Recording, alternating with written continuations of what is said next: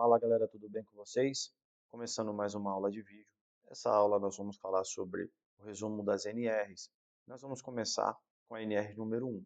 A NR número 1, ela traz as disposições gerais e ela vem trazendo a ideia do gerenciamento de risco ocupacional. Então, essa ideia que é trazida na NR número 1, ela vai servir como base para as demais NRs. E nós temos já como objetivo esse gerenciamento de risco ocupacional, nós temos que gravar 5 passos para que esse gerenciamento seja eficaz. E os passos são evitar os riscos. Segundo passo, identificar perigos. Terceiro, avaliar os riscos. Quarto, classificar os riscos. Quinto, implementar as medidas de prevenção e acompanhar o desempenho. Então, esses 5 passos, eles têm que ser alinhados de forma objetiva e sistemática. Então, você precisa fazer a prevenção, que é através de evitar os riscos, a identificação e avaliação. Uma vez que você evitou, você também precisa identificar e avaliar aqueles riscos. Depois, a classificação, a implementação e o acompanhamento, que é a fase mais importante na sua função como técnico de segurança do trabalho. O programa de gerenciamento de risco é chamado de PGR, tá? Ele vem sendo abordado na CNR número 1, tal do PGR. O que é o PGR? É um programa, é um documento, e esse documento é um documento principal. Ele é o que vai fazer a identificação e como você vai tratar os riscos que você identificou. E como identifica esses riscos? Nós temos uma figura chamada inventário de riscos. Esse inventário ele é feito para que você possa identificar, avaliar e classificar os riscos. Então, através do inventário de riscos, ou seja, você tem ali a quantificação dos riscos, a qualificação deles, você identificou, você avaliou e você classificou os riscos, então você está habilitado para fazer esse plano de ação e assim você ter o PGR, que é o Programa de Gerenciamento de Riscos. O que você vai fazer com os riscos que você identificou e avaliou e classificou através do inventário. Então temos o inventário, do inventário ele é a base de sustentação para o PGR, e o PGR é o documento principal do gerenciamento de risco ocupacional, chamado GRO. Também nessa NR temos a questão da capacitação, que o empregador ele tem o dever de manter capacitado todos os colaboradores, e aí nós temos a capacitação não só no início, então nós temos a capacitação inicial, periódica e eventual. Então, ou seja, todas as capacitações elas precisam ser sempre renovadas, uma vez que as normativas elas entram em atualizações, então precisa ser renovada. E essa periodicidade, quando, qual é o tempo de renovação, tem que estar constando também no PGR. E nós temos também a capacitação eventual, ou seja, teve uma mudança significativa e ainda não está próximo da renovação periódica, você pode também fazer uma capacitação eventual, ou chegou uma máquina nova na sua empresa, alguma situação, um departamento novo foi criado, então você vai fazer uma capacitação eventual, vai estar ligado a um evento específico, ok? Também é trazido a questão do MEI, da microempresa e da empresa de pequeno porte. E aí você vai identificar que essas três modalidades elas podem ser desobrigadas a elaborar o PGR, porque ela não possui risco químico, físico e biológico. Você vai fazer uma avaliação. Se nessas três modalidades de formação de empresa não houver o risco químico, físico e biológico, você pode dispensar a obrigatoriedade de confeccionar o PGR.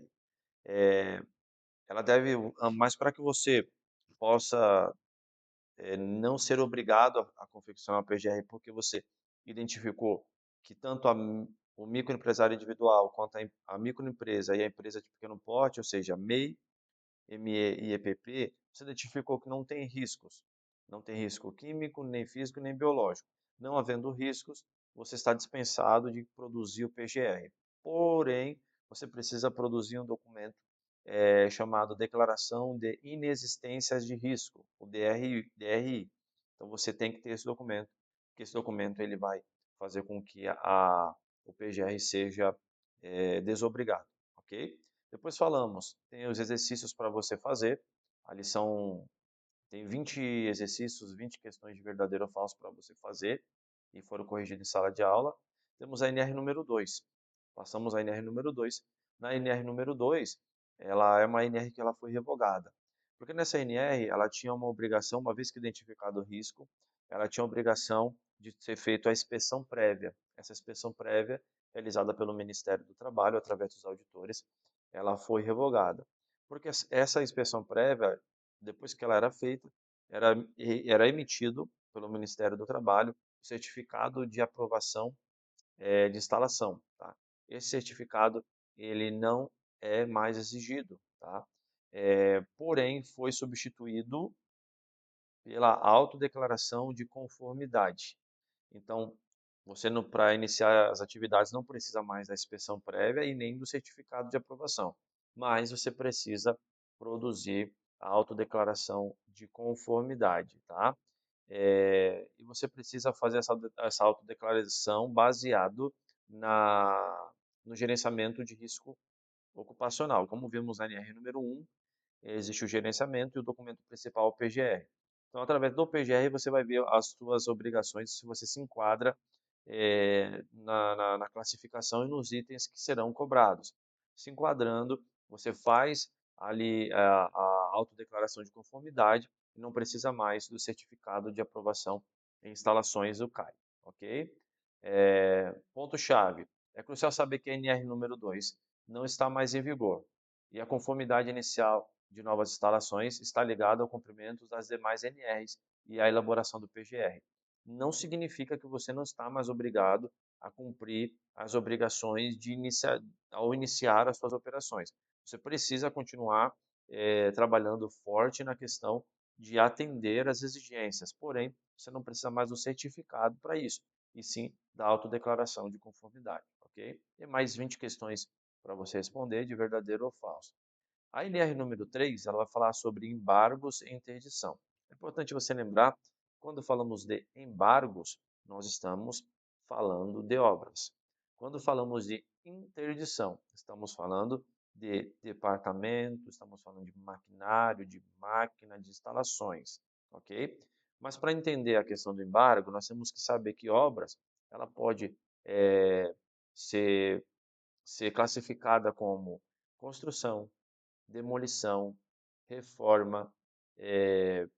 Você pode também entender como um anexo que está sendo construído. Tudo isso nós entendemos como obras. E a questão da interdição você pode entender como estabelecimento, setor, maquinário. Aí nós estamos falando de interdição, ok? O risco tem que ser grave e iminente. Para que tenha um embargo ou uma interdição, o risco tem que ser grave e iminente.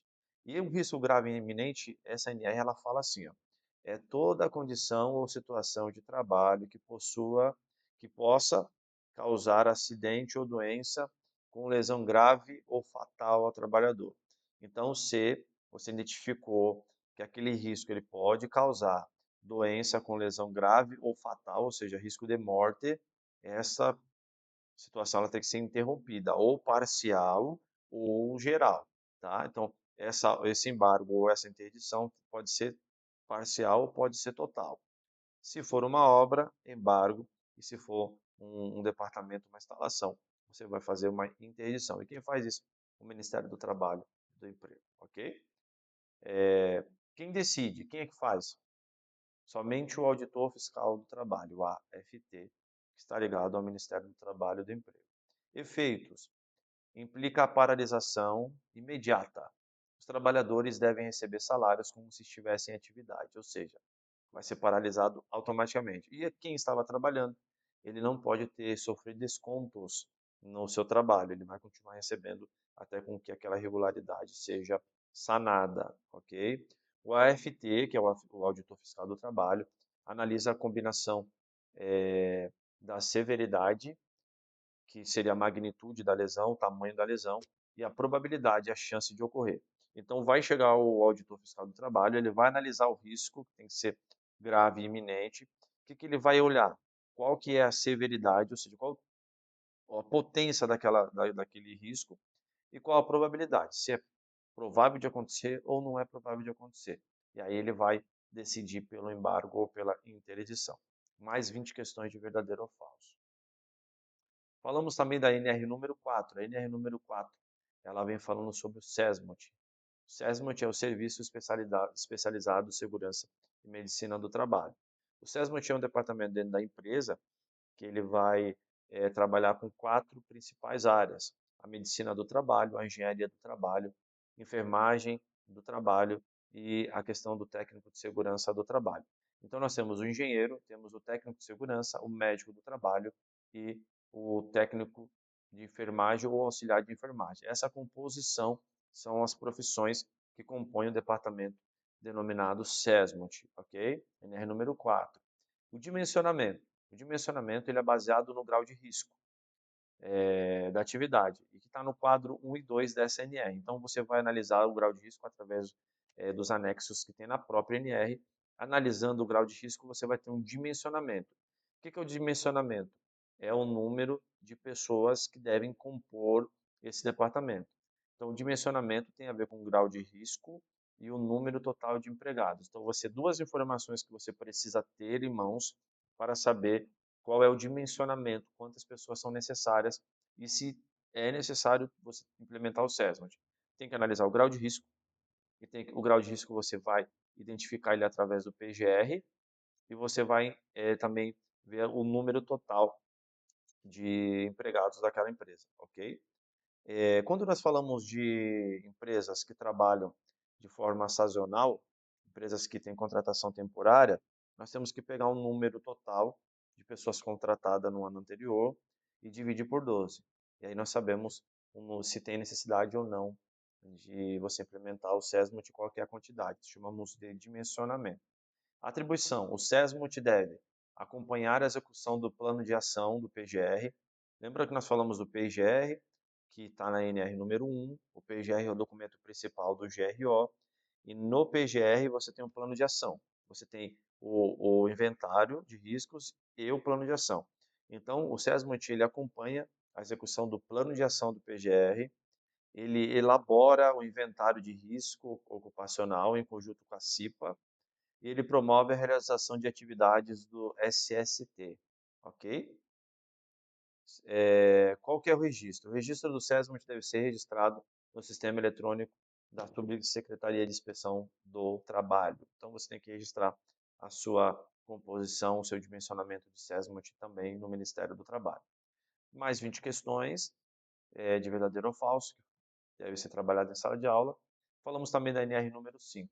A NR número 5 é a Comissão Interna de Prevenção de Acidentes e Assédio. Tá? Essa comissão chamada de CIPA, nós temos uma ideia anterior da CIPA, que falava dos acidentes, e agora tem essa novidade que falar sobre o assédio. Qual que é o objetivo da CIPA? A CIPA, na NR número 5, ela traz o objetivo: promover a prevenção de acidentes, doenças e o controle do assédio sexual e outras formas de violência no trabalho. Então, tudo que pode lesionar, tudo que pode trazer algum prejuízo ao funcionário, a CIPA ela tem que estar atenta. Qual que é a obrigatoriedade? A obrigatoriedade é como você tem um quadro que ele demonstra, através ali da NR número 4, você tem um quadro abaixo que demonstra a obrigatoriedade. Mas, assim, a curto modo, assim, de forma mais objetiva, você começa a ter uma obrigatoriedade a partir de 20 funcionários, dependendo do grau de risco da empresa também, tá? Então, empresa com mais de 20 empregados devem constituir a CIPA. Empresas menores devem designar um responsável designado. Então, na empresa menor você vai ter um responsável, mas na empresa acima de 20 empregados você tem obrigatoriedade de ter a CIPA. Composição: membros eleitos pelos empregados, que são titulares e suplentes, e membros designados pelo empregador, titulares e suplentes. E tem a questão da paridade, o mesmo número de titulares são o número de suplentes. Vejamos, nós temos os membros eleitos. Esses membros eleitos, eles têm estabilidade. São eleitos, é feita uma eleição, no mínimo 60 dias antes de finalizar o mandato da CIPA anterior, nós temos que ter essa eleição estabelecida. Então é feita uma eleição, para eleger os membros representantes dos empregados, e nós temos os designados pelo empregador. Esses designados pelo empregador, eles não têm estabilidade, mas trabalham também na CIPA e têm o mesmo grau de importância. A única diferença é que eles não têm a estabilidade e a paridade, mesmo número de efetivos, é o mesmo número de suplentes. Mandato e eleição. É importante diferenciar essa palavra mandato, porque às vezes na cabeça do aluno causa uma confusão muito grande. O mandato, quando termina com TO, tem a ver com o tempo que a pessoa fica em algum cargo. Quando é mandado, termina com D e O, é uma decisão a ser cumprida. Então, o oficial de justiça ele tem um mandado de busca e apreensão, ou seja, uma decisão tem que ser cumprida por ele. Os membros da CIP têm um mandato, porque tem um tempo, que significa o tempo que ele pode ficar naquele cargo até que seja feita outra eleição. O mandato e a eleição é de um ano, então o mandato é de um ano, permitida a reeleição. A eleição tem que ser convocada com um prazo mínimo de 60 dias, antes do término do mandato, ok? Falamos sobre isso. A estabilidade. O representante eleito, titular e suplente não poderá ser dispensado sem justa causa, desde o registro da sua candidatura até um ano após o final do seu mandato. Ou seja, registrou a candidatura, foi feita a eleição, venceu a eleição, titular e suplente, eles têm estabilidade até acabar aquele mandato e um ano mais também tem estabilidade, tá? Então não é um mais um, porque ele pode ser eleito, pode ser reeleito, tá? Então, terminou o mandato, se ele for participar de eleição e venceu outra eleição, tem mais um mandato, aí depois mais um ano, então ele ficaria, no caso, 3 anos. Agora, só ficou um mandato e não foi reeleito, aí mais um ano após ele ter encerrado o seu mandato, ok? Assédio. A CIPA deve adotar medidas de prevenção ao assédio, incluindo ações de capacitação e canais de denúncia eficazes. A maioria das empresas que tem a CIPA também tem um trabalho muito forte nessa questão do assédio, ok? Então vocês devem estar sempre em comunicação com a empresa para entender quais são os canais de denúncia e o que a CIPA deve fazer também, ok? Falamos também da NR número 6, que fala de equipamento de proteção individual. Essas NRs nós vamos falar em outro vídeo. Falamos também da NR número 7, que fala do Programa de Controle Médico e Saúde Ocupacional, PCMCO. Também vamos fazer em outro vídeo. Falamos também do NR número 8, que fala de edificações. Falamos também da NR número 9, avaliação e controle de exposições ocupacionais a agentes físicos, químicos e biológicos. E a 10ª, que fala sobre segurança, instalações e serviços em eletricidade. Tá? Então falamos sobre essas NRs, e tem a 11ª também, que fala sobre transporte, movimentação, armazenagem e manuseio de materiais. Da 6ª até a 11ª falaremos nos vídeos seguintes. Ok? Dúvidas, mande mensagem, estaremos à disposição.